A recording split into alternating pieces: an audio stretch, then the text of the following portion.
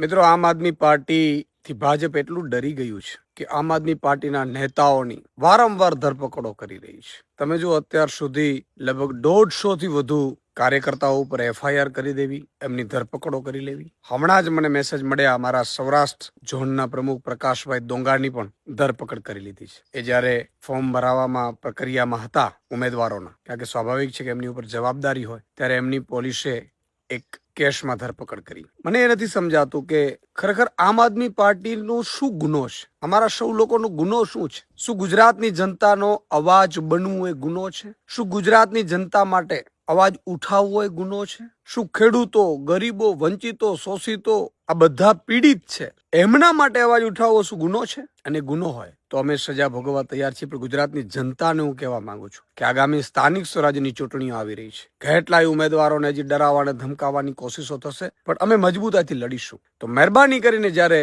તમે મતદાનના દિવસે બૂથમાં જાઓ ત્યારે ઝાડુનું બટન ભૂલતા નહીં, કારણ કે ઝાડુનું બટન જે તમારી પાસે પહોંચ્યું છે એ આપણા ગુજરાતની સમૃદ્ધિ, સુશાસન માટેની નિશાની છે. ક્રાંતિવીરો જે લડી રહ્યા છે એને મજબૂત હિંમત આપવાની નિશાની છે.